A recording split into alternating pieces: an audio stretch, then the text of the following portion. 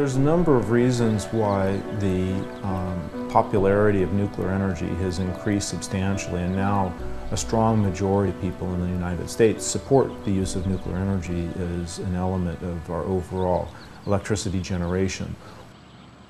One important element, of course, is the understanding that has grown over the last 2 decades that the emissions of carbon dioxide from burning fossil fuels pose a very serious challenge.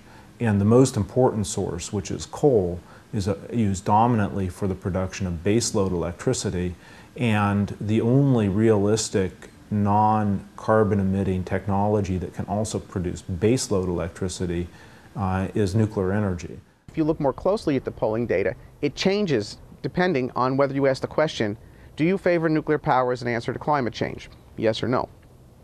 Would you feel the same way if the plant were built in your neighborhood? And I think you'll see if you check it out that the numbers dramatically decrease.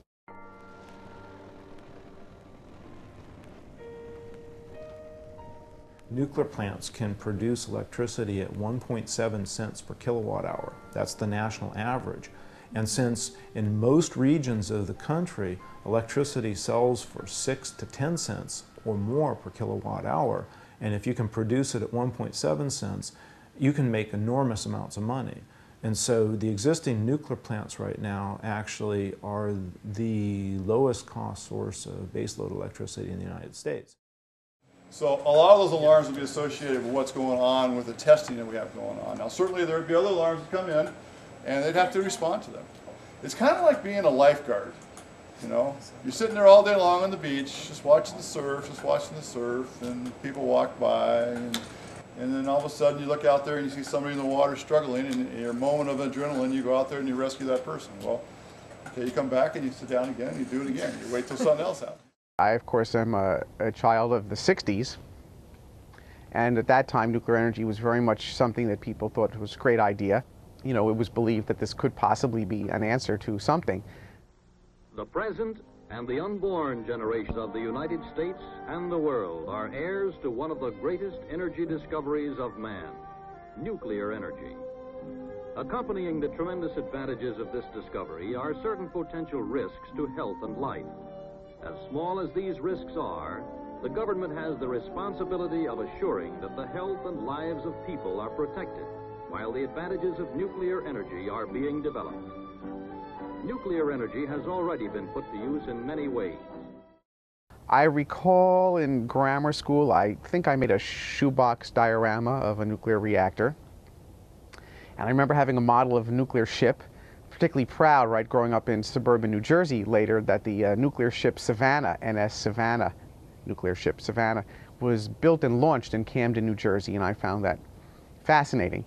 Of course, later you grow up and find there are the facts that you didn't know, which is that the nuclear ship Savannah spewed so much spurious radiation that many cities and ports around the world would not accept it.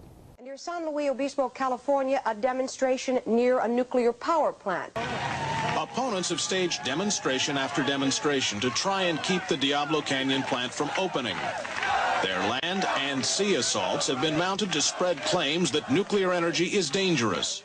My husband was in the group who hiked in over and came over from the top down into Diablo. So he got arrested with them. So did both you and your husband get arrested? Yeah, and both of my kids. So. In the state of California, there's a law that was passed in 1976 that requires, before new plants can be constructed, that the federal government have approved a method for, or a location for, the disposal of nuclear waste.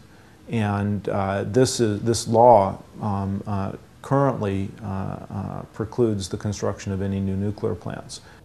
While there may be no new nuclear reactors, the fact is there's still also no solution to the waste, which was, that law was contingent on solving that problem. And that's been around for 30 years now. Nuclear waste is a very compact material, very small volumes. It can be placed into deep geologic disposal, those fractions which one would not recycle. Carbon, once it goes into the environment, is very, very difficult to remove. And so in terms of the magnitude of the problems and the capability of future generations to deal with these two classes of problems, nuclear waste is much more manageable. I've said this before, I don't think that nuclear power is a panacea, but I also think that given that it doesn't emit greenhouse gases, for us to invest some R&D into seeing whether we can store nuclear waste safely. Other highlights of Obama's budget include a sharp reduction in funding for the nuclear waste dump Yucca Mountain in Nevada. The new budget removes virtually all of Yucca's funding with the exception of license fees submitted last year. The Energy Department says the Yucca program will be scaled back while the administration devises a new strategy toward nuclear waste disposal. At this point, it looks like in all the plants, they'll go to dry cask storage and the waste will stay there. Because now that Yucca Mountain, it looks like that's out of the question. It doesn't look like anything is going to happen to the waste. And it's it's radioactive for thousands and thousands of years. But the casks are only licensed for 20 years. So even they would probably get relicensed for another 20. Suppose altogether they last 100 years, at the most. Then what? Then you have to get new casks, you have to transfer the fuel to new casks, and do this for thousands of years? Who's to say anybody's going to be here, to let people know that they're here? It's just a disaster. From an economic standpoint, you're really burdening the future with the cost of dealing with a waste problem for energy you're using today. And that doesn't seem like the very responsible thing. I don't know about you, but growing up, we had a very strict policy at the house. We had toys and things out. My mom was like, put it away or it's thrown away.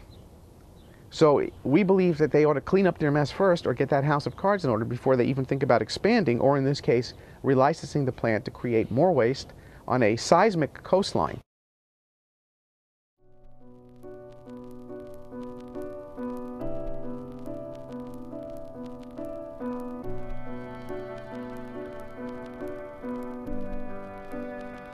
We had some optimism that, by today, renewable energy would have taken, would have solved all of our problems. That was the goal. By 2000, you're going to have all energy coming from renewable sources, and we would live in utopia.